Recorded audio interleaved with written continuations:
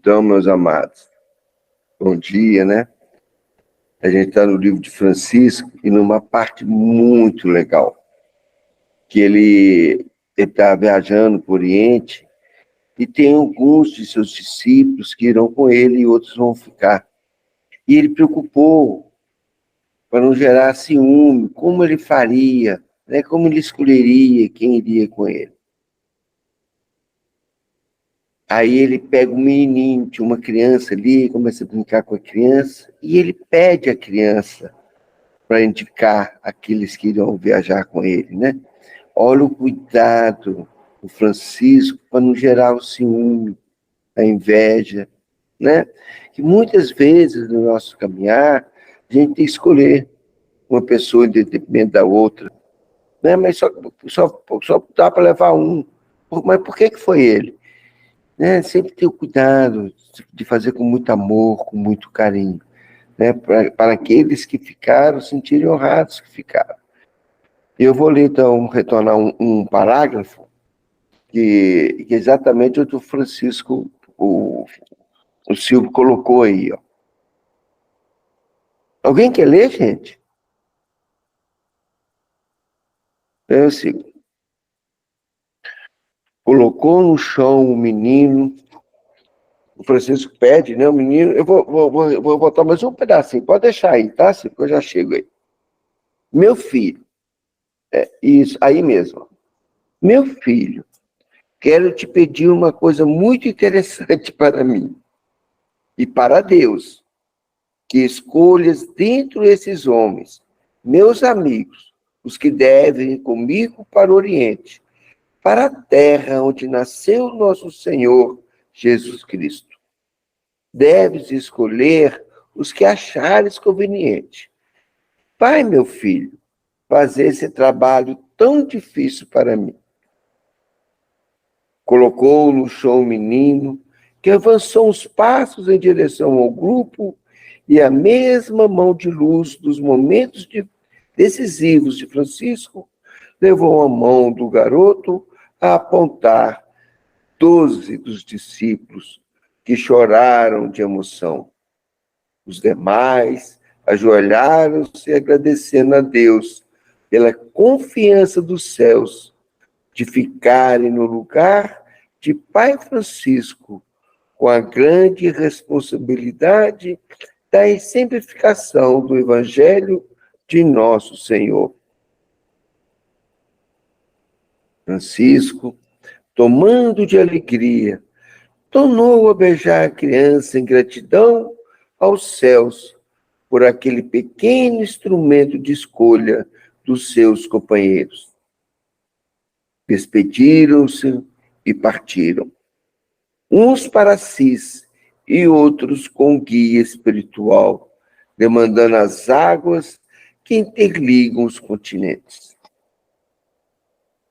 Francisco e seus seguidores viajaram mais de 30 dias no gigante das águas. Obtiveram do comando do barco ordem para pregar o evangelho ao povo e trabalhavam todos os dias por obrigação da consciência na limpeza da casa flutuante. Fizeram amizades, mesmo com os que odiavam a religião que se fixou no seio dos Césares, mostrando a todos que Cristo não era somente guia dos que se diziam católicos, porém o era de toda a humanidade. Não era pastor interessado em separações humanas, era sim a personificação do amor que se irradia em todas as direções do universo.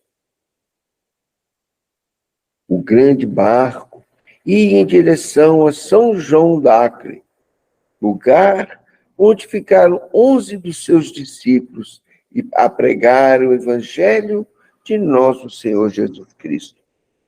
Ele e mais um dos seus amigos do coração seguiram para o Egito. Em Damieta, encontraram os soldados da Quinta Cruzada, da qual faziam parte homens, mulheres e crianças em verdadeira desorientação de comando. Francisco, quando viu aquilo, sentiu o pulsar das ideias, procurou o comando e pediu para que eles voltassem. A acusada não tinha sentido, nem condição de avançar, principalmente naquele momento em que iria conversar com o sultão Camel e tentar interferir nos seus conceitos sobre o Santo Sepulcro. Infelizmente, o frade do Cristo não foi ouvido e a cruzada foi totalmente destruída, derrotada e espezinhada. Morreram milhares de criaturas que derramaram sangue em troca da defesa do Santo Sepulcro, onde não existiam nem as ideias de Jesus. O sultão já tinha mandado cortar o pescoço de vários discípulos de Francisco, para que o povo sentisse a sua força e o seu poder. Era uma guerra obsessiva, movida por espíritos ignorantes, tanto de um lado quanto do outro. Francisco nunca apoiou guerras, jamais pegou em armas para matar, e o seu instrumento de guerra era a palavra, e o seu quartel-general era o Cristo, e sua defesa era o Evangelho no coração. Se tivesse de dar algum direito a alguém, daria aos muçulmanos, porque eram suas as terras invadidas e eram ignorantes acerca do Evangelho que ilumina. A herança deixada para a Igreja Católica Apostólica Romana era a herança moral de Nosso Senhor. E a defesa que ela, a Igreja, deveria fazer era dessa moral, mas com exemplo da própria conduta, e não investindo sobre os direitos dos outros. Dentro de uma religião de amor, não pode existir imposição de conceitos, nem totalitarismo de ideias. Eu repeti essa frase aqui, que é tão importante, né? Eu lembrei do Dalai Lama. Perguntaram para o Dalai Lama qual a melhor religião. É aquela que faz crescer, que prega a paz e o amor entre os homens, né? Então, repetindo, dentro de uma religião de amor, não pode existir imposição de conceitos, nem totalitarismo de ideias. Francisco foi o exemplo máximo do amor, dentro de um mínimo de compreensão. E ele era consciente, mais que todos, porque estava lutando e qual a finalidade da sua luta. Os frutos dos concílios, feitos em nome de Deus e de Cristo, eram quase sempre para estabelecer ordens de vingança, manter a prepotência e matar quem não pensava como os representantes da igreja autoritária. Quem fazia essas leis eram homens de grande inteligência e de vasta experiência no campo da teologia. Francisco era só, mas só com Deus. A graça de Deus dera-lhe uma multidão, na mesma sintonia do amor, para acompanhá-lo, entregando a vida se fosse pedida, para que a verdade tivesse condições de libertar as criaturas tocadas pelas emoções dos seus ideais. Deus é Deus de todos que são seus filhos. Por que investir uns contra os outros? De que lado estaria ele? De seu amor, Se seu amor se dividisse como o sol e a chuva, o Cristo veio como agente direto do Senhor para fazer os homens compreenderem a intensidade dos direitos de cada um na grande fraternidade cósmica. Francisco via e sentia a presença da morte a rondar os guerreiros por todos os lados. Estava como uma bandeira de paz em meio de uma guerra que, sabia ele, era um escândalo. No entanto, Jesus já dizia que era necessário um escândalo, mas ai daquele que escandalizasse. A comunidade franciscana já compreendia e tinha certo domínio sobre as forças inferiores, alcançado no exército das virtudes evangélicas. Francisco obteve permissão dos dirigentes católicos para atravessar as fronteiras onde os inimigos eram implacáveis. Os sarracenos, na fúria do ódio contra os cristãos, destruíam-nos como animais. Não tinham o menor respeito pelo ser humano, momente aqueles que não fossem de sua religião. Os sentimentos atravessam o tempo no mesmo nível de velocidade, nos seios das religiões e o espírito atrasado. Se fosse levado para os planos superiores, é de conceito comum que ele lá seria o que é. Ele, para onde for, carrega a sua inferioridade. E a alma iluminada certamente não foge à mesma lei. Francisco de Assis teve desassombro de ir ao encontro do sultão Melequiel Gamel, com um dos de seus discípulos, pela autoridade que o amor lhe conferia. Era verdadeiramente um instrumento do amor.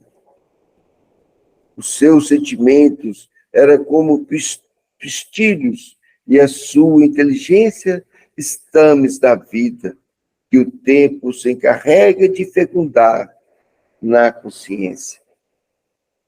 E eis que a alma, enriquecida nessa simbiose divina, levanta todas as forças para Deus, como as mãos espirituais, e o verbo executa outra dinâmica de sons. Nesse arrojo de elevação, dá para entender que existe a felicidade. E quem respira nesse ambiente, como os santos sabem fazer, desperta para a realidade de Deus, porque começa a conhecer a verdade e ela a liberta às criaturas. Francisco era, por excelência, o medianeiro do Cristo. Deixava na sua ternura incomparável transparecer a própria afeição do Mestre. O sultão foi avisado de que 2 frades desejavam falar-lhe sobre a paz, e que um deles era Francisco de Assis, famoso cristão que viera da Itália, senão de Roma, para encontrar-se com Sua Alteza. Gamel, no momento, teve ímpeto de prendê-los. No entanto, a ideia foi fugindo de sua agitada mente e fê-los entrar em sua luxuosa tenda, onde musculosos servidores estavam de guarda. Francisco era o evangelho do Cristo, e o sultão era, no todo, as ideias de Maomé, onde reinava o Alcorão. Quando Francisco entrou, juntamente com seu discípulo iluminado, conduzido por guardas sarracenos, e o sultão pôs a vista nos dois homens simples, pés descalços e túnicas rotas. Este explodiu em estranhosa gargalhada, que quase o sufoca em acesso de riso, e falou impetuosamente: o que esses dois mendigos querem comigo? Pensei que fossem dois agentes. Desculpa. O que esses dois mendigos querem comigo? Pensei que fossem dois agentes do clero romano com as pompas que lhes cabe desfrutar. E sorriu de novo. Francisco, humildemente, pediu licença ao chefe muçulmano e, cumprimentando-o, beijou-lhe a mão com todo o respeito, desejando-lhe paz no que foi secundado por seu companheiro. O sultão ordenou-lhes que se assentassem e mandou servir refresco de frutas, perguntando-lhes em seguida: o que queres de mim? Vós que chegais até minha tenda? Quais os ventos que vos sopram as ideias que me trazeis? Falai logo, que não tenho tempo a perder, já que estamos em guerra. Sei por experiência própria que conversa não vence batalha. Os encontros são somente tréguas, se não alívio, para os que estão perdendo e sofrendo o grande dos fortes. Sofrendo o quante dos fortes. Francisco acomodou-se com seu companheiro em almofadas, ao lado do sultão, com o respeito que lhe era devido, e disse com brandura: muito respeitável senhor, nós desejamos entendais a posição de quem ama a Deus sobre todas as coisas, aquele Deus a que podeis dar o nome que vos convier. Ele jamais muda a sua bondade e seu amor, por se tratar de outra raça ou pelo modo como é entendido por ela. Todos somos irmãos diante do Todo-Poderoso. Particularmente, tenho muita admiração pela figura grandiosa de Maomé, que teve um gesto divino de consolidar a fraternidade entre um povo, e essa unidade espiritual somente pode ter nascido do amor. Esse amor mal interpretado pelos que falam, pensam e escrevem. Amor que vem de Deus e vindo de Deus não pode ser destrutivo. É força divina, com a divina presença dos homens que representam esse Deus de bondade. As guerras nascem da ignorância dos homens, que levam o nome de Deus para a frente das batalhas, destruindo em seu nome, como desculpa para ficar em paz com a consciência. Como se enganam os que incentivam as batalhas e incrementam as guerras. São hipócritas os medrosos e os covardes que ficam sempre distantes dos campos de luta. Já vistes alguns dos que criaram as cruzadas na frente de batalha? Nem sequer os soldados conhecem. As ideias de que a luta é de Deus vêm por intermediários que são igualmente covardes, que matam até os próprios guerreiros enfermos ou mutilados, exigindo dos que estão na frente a vitória. E quando a alcançam, as glórias são dos que não lutaram, e as honras são dos nécios, dos que recuaram nos perigos. Desculpa. Peço-vos desculpas, peço-vos desculpas, se porventura vos ofendo com minhas palavras. Mas se quero ter liberdade de conversar com um simples soldado, uso dessa mesma liberdade para falar convosco. A minha fraqueza deve entender-se onde quer que seja e com quem me ouça, porque a palavra de Deus não pode encontrar obstáculos. Está havendo um equívoco nessa luta do Oriente com a Europa. Os mortos chegam a milhares de criaturas, todos nossos irmãos, filhos do mesmo Deus, ou seja, do mesmo Alá com o Chamais.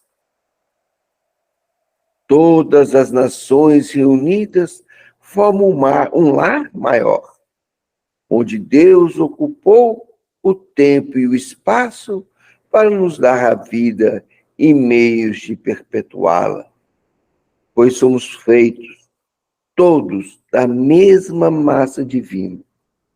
E nós, por ignorância, destruímos essas possibilidades que a natureza gastou tempo para nos ofertar por amor de Deus e dos anjos. Que direis se fosse preciso matar todos os vossos filhos e irmãos em vosso lar? Qual a vossa opinião a respeito? Certamente seria contrária à guerra doméstica, à matança dentro do próprio lar. Pois é contra isso que estamos aqui, procurando despertar os corações para a realidade de estarmos lutando por um pedaço de terra sem importância e destruindo somente porque nele foram colocados os restos mortais de um grande sábio, de um grande santo. Deveríamos, então, respeitar o resto da terra, porque toda ela passou pelas mãos mais sábias e santas de todos os sábios juntos. As mãos de Deus, as mãos de Alá. O corpo humano que está sendo destruído sem respeito é instrumento divino que marca a presença de Deus no homem. E essa dádiva material dos céus, para nós, está sendo amontoada aos milhares para os festejos dos corpos, dentre eles mulheres, crianças e velhos.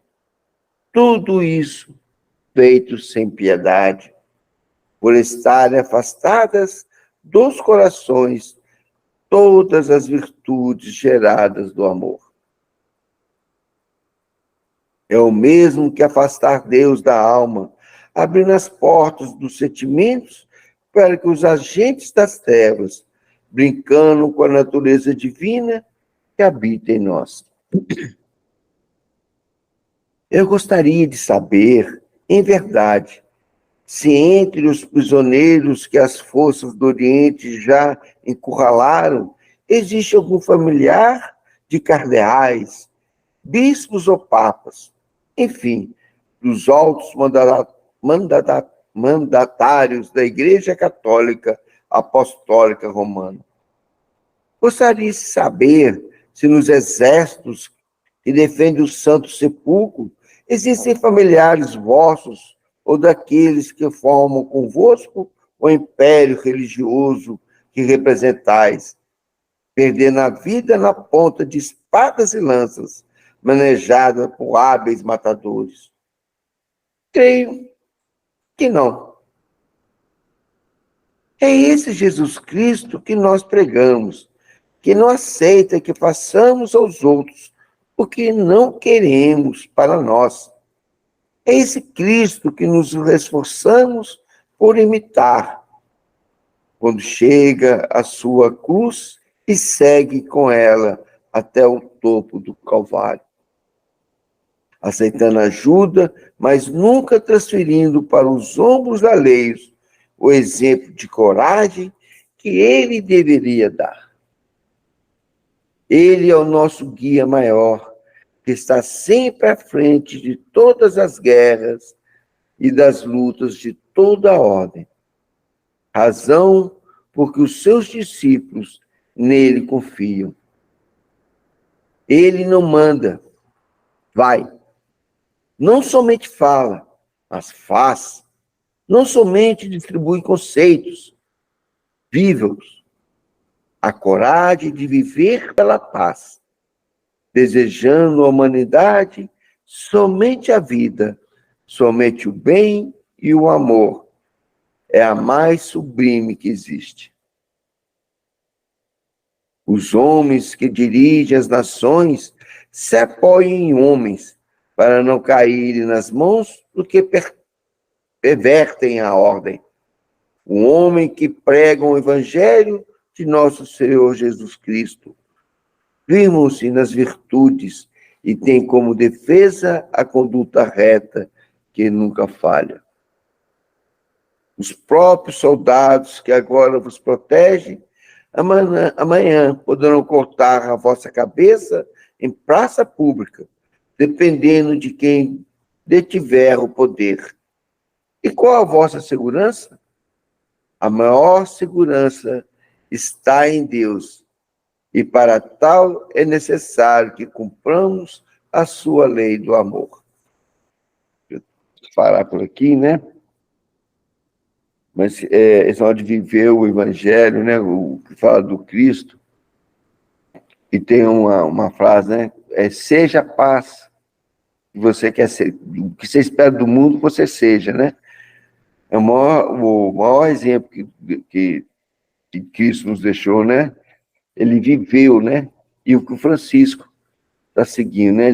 Vivendo o evangelho, é o evangelho vivo, né? O amor vivo. Eu achei bem interessante, né, quando ele fala pro sultão, né? É gente aqui brigando por um pedaço de terra só porque foi enterrado um ser considerado elevado, né? De certa forma, ele está tentando lembrar todo mundo, né? Porque ali ele falava com o sultão e Miramês transmitiu essa ideia para a gente, se lembrar, né, que a gente se apega muito a coisas da Terra que não têm o menor valor diante do universo, diante de Deus, diante da espiritualidade. Mas a gente se apega. E se a gente for ver o exemplo das cruzadas, né, de toda essa guerra, e de todas as guerras, né, na verdade, elas são disputas puramente materiais. Mesmo aquelas que são ditas guerras religiosas, elas envolvem uma materialidade, um, um, um conquistar de posses materiais que não tem, na verdade, o menor valor do ponto de vista espiritual. Então, como a gente ainda está, a gente vem falando isso sempre, né, mas nunca é demais lembrar, como a gente ainda é apegado às coisas da terra. A gente já começa a descobrir que somos espíritos, que isso aqui é uma passagem, que a nossa verdadeira casa é o mundo espiritual. Mas quando a gente bota o pezinho aqui, a gente se apega de uma maneira às coisas da terra que acaba atrapalhando a gente caminhar, porque a gente passa a colocar no que a gente pode ver, pegar, possuir, uma importância fundamental nas nossas vidas.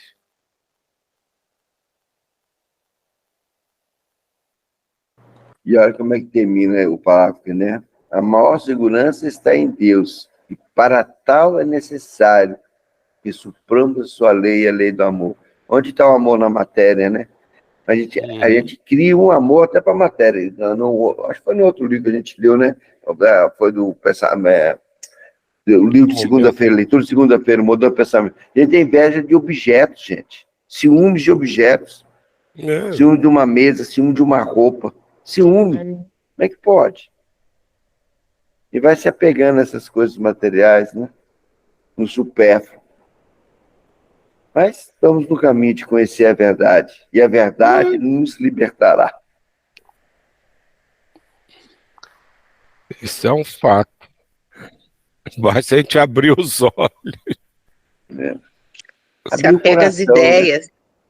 Né? Desculpa. Não, pode falar.